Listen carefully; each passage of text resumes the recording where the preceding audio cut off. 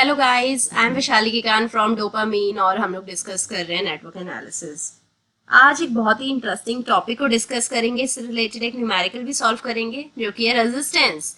Resistance नाम से ही पता लग रहा है कुछ हिंड्रेंस से रिलेटेड है। Resistance is actually the hindrance in the flow of current. Flow of current में जो हिंड्रेंस आती है उसे रेजिस्टेंस बोलते हैं। सो रेजिस्टेंस क्या है? एक इलेक्ट्रिकल प्रॉपर्टी है। It is a electrical property of a matter, right? So resistor क्या है? Resistor is a component to model it. जो इलेक्ट्रिकल प्रॉपर्टी को मॉडल करने के लिए हमें कंपोनेंट चाहिए। हर मैटर में हिंड्रेंस पावर होती है, करंट को फ्लो करने में अपोज करता है हर matter. So the flow of current क्या करता है? मैटर अपोज करता है। इस प्रॉपर्टी को फिजिकली रियलाइज करने के लिए हमें कंपोनेंट चाहिए, component to model this property, और इस कंपोनेंट को हम रेजिस्टेंस बोलते हैं, राइट? अब जो रेजिस्टेंस है वो हर मटेरियल के लिए डिफरेंट होती है। डिफरेंट मैटर के लिए, डिफरेंट मटेरियल के लिए जो रेजिस्टेंस की वैल्यू है वो चेंज करती जाएगी।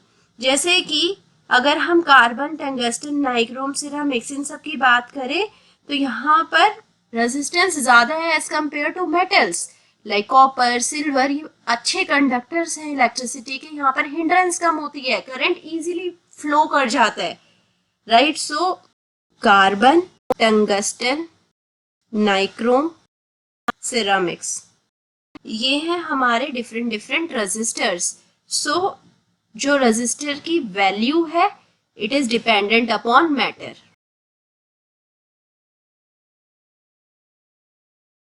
अगर अब हम कार्बन और टंगस्टन के बारे में बात करें, ये मटेरियल ऐसे हैं जिनमें हाई वोल्टेज है, मींस या इनकी रेजिस्टेंस की वैल्यू लो है। और नाइक्रोम और सिरामिक्स की बात करें, यहाँ ये लो वोल्टेज सिस्टम्स हैं, लो वोल्टेज मटेरियल है जिनमें रेजिस्टेंस की वैल्यू हाई है। अब रेजिस्टेंस की यूनिट की बात करते हैं। Most of the people will know the unit इसकी है ओम्स, राइट? जिसे रिप्रेजेंट करते हैं इस सिंबल से, या फिर वोल्ट पर एम्पेयर, 2 यूनिट्स हैं इसकी। रेंज क्या है? रेजिस्टेंस की रेंज कहाँ से कहाँ तक रहती है? माइक्रो ओम में होती है, मिली ओम में होती है, ओम में होती है रेजिस्टेंस, किलो ओम में होती है, मेगा ओम में होती है, गीगा ओम में होती है, और इससे ज्यादा भी होती है, राइट? इसकी जो सिंबल है वो है आर, राइट? यहाँ पर हमने ओम्स लॉ भी डिस्कस करा था। आप लास्ट वीडियोस में जाकर देखेंगे तो हमने ओम्स लॉ डिस्कस करा था, जिसमें हमने बताया था second form of ohm's law is V is equal to I R, जहां से हम रेजिस्टेंस की वैल्यू निकाल सकते हैं V अपॉन आई, राइट? या फिर हम I को कैसे लिख सकते हैं? I है करंट है, V अपॉन R। तो यहां से आपको पता लग रहा है अगर रेजिस्टेंस की वैल्यू इंक्रीज होगी तो करंट की वैल्यू डिक्रीज होगी। अब जो मैंने जहां से स्टार्ट करा था लेक्चर, रेजिस्टेंस क्या है? Hindrance in the flow of current. अगर ज्यादा रेजिस्टेंस होगी करंट फ्लो नहीं कर पाएगा, करंट को ज्यादा हिंड्रेंस मिलेगी, राइट? अब जो बेसिक फॉर्मूला होता है रेजिस्टेंस का उस पर आ जाते हैं। Basic formula is R is equal to rho L upon A, right? अगर हमारे पास कोई यहाँ पर कंडक्टर है, मटेरियल है, या फिर ये रेजिस्टर भी हो सकता है, राइट?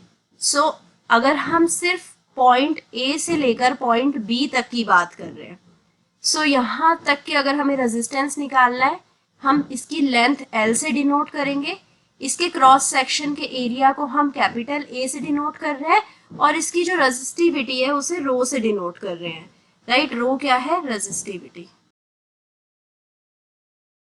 अब आपको ये फॉर्मूला तभी लगाना है जब ये जो मटेरियल है सिमेट्रिक मटेरियल है, राइट? आपने देखा यहाँ पर मैंने मटेरियल बनाया एक रॉड की, सिलेंड्रिकल रॉड की फॉर्म में बनाया, राइट? अगर इसके कोई वैलिड शेप ही नहीं है, इट्स वेरी अनसिमेट्रिक, तो इस केस में हम इस फॉर्मूले से रेजिस्टेंस नहीं निकाल पाएंगे, राइट? रो को हम स्पेसिफिक रेजिस्टेंस भी बोलते हैं, ये चीज आपको ध्यान रखनी पड़ेगी। रो इज स्पेसिफिक रेजिस्टेंस, या फिर इसे रेजिस्टिविटी ऑफ मटेरियल भी बोलते हैं। रेजिस्टेंस कहाँ पर होता है? हीटर में होता है। आप हीटर की बात करें, इलेक्ट्रिकल हीटर्स जो होते हैं वहां पर रेजिस्टेंस की हेल्प से हीट जनरेट करवाई जाती है। ट्रांसमिशन लाइन में होता है, इलेक्ट्रिकल वायरिंग में होता है, पीसीबी सिस्टम्स या पीसीबी कंपोनेंट्स में होता है। अब इससे रिलेटेड एक क्वेश्चन डिस्कस करते हैं। The resistance of cube shaped है। सो ये क्यूब शेप मटेरियल है, इसके ऑपोजिट फेसेस के बीच में जो रेजिस्टेंस है वो 2 ओम है। अब इस क्यूब शेप्ड मटेरियल को क्या करा है? स्ट्रेच कर दिया है इन वन डायरेक्शन। तो ये चीज ध्यान रखी गई है कि ये जो मटेरियल है इसकी सिमेट्री खराब नहीं हो रही है, राइट। इसको स्ट्रेच किया गया है एक ही डायरेक्शन में। अब इसकी लेंथ क्या हो गई है? डबल। सो हमें आर डैश फाइंड आउट करना है। नया जो स्ट्रक्चर बना है इसके लिए रेजिस्टेंस फाइंड आउट करना है, राइट। अब हमारे पास क्यूब शेप्ड स्ट्रक्चर था तो इसकी वॉल्यूम क्या हो जाएगी? अगर क्यूब ले लेते हैं, यहाँ पर हमें क्यूब बनाते हैं, राइट। सो इसकी अगर लेंथ एल है तो वॉल्यूम क्या हो जाएगी? L cube. इसको क्या करा गया है? स्ट्रेच करा गया है एक ही डायरेक्शन में। इसकी लेंथ को डबल कर दिया गया है, राइट। अब ये लेंथ क्या हो गई है? 2L, right. सो अब नेक्स्ट वॉल्यूम क्या आएगी? जब इसकी लेंथ 2L हो गई है तो हमारी लेंथ आएगी, वॉल्यूम आएगी 2L into L dash into L dash, right. So ये जो वॉल्यूम है ये सेम है, एल क्यूब क्या होएगा ये, क्योंकि अब यहाँ पर ये जो लेंथ है साइड्स की वो एल डैश हो गई है, चेंज हो गई है। सो वॉल्यूम क्या होएगा? तीनों साइड्स की लेंथ का multiplication L dash into L dash into 2L। So 2L into L dash is equal to volume. Volume दोनों को इक्वल कर देते हैं, एल क्यूब क्या हो जाएगा? 2L into L dash square. So क्या होगा यहाँ पर? एल डैश क्या हो जाएगा? एल डैश स्क्वायर क्या है? L square upon 2, right. जिससे हमें पता लगा एल डैश क्या आया? L upon root 2, right. So L dash की वैल्यू हमें मिल गई, it is L upon root 2। Area क्या हो जाएगा? एरिया ऑफ क्रॉस सेक्शन हो जाएगा L dash into L dash, जो कि हो जाएगा एल स्क्वायर अपॉन 2, और लेंथ क्या हो गई? 2L, right. अब हमारे को पता है रेजिस्टेंस का फॉर्मूला। रेजिस्टेंस होता है रो L upon area, right. Area क्या है?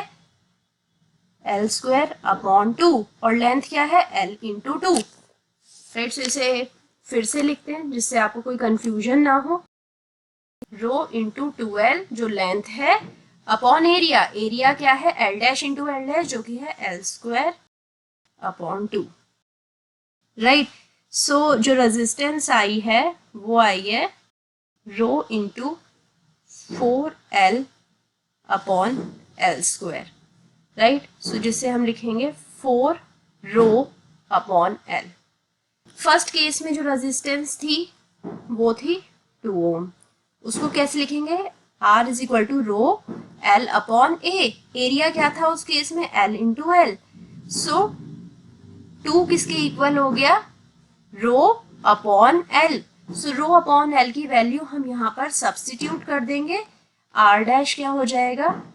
आर डैश इसे ले लेते हैं, आर डैश हो जाएगा 4 इंटू रो अपॉन एल, जो कि था 2 ओम। सो आर डैश आ गया 8 ओम।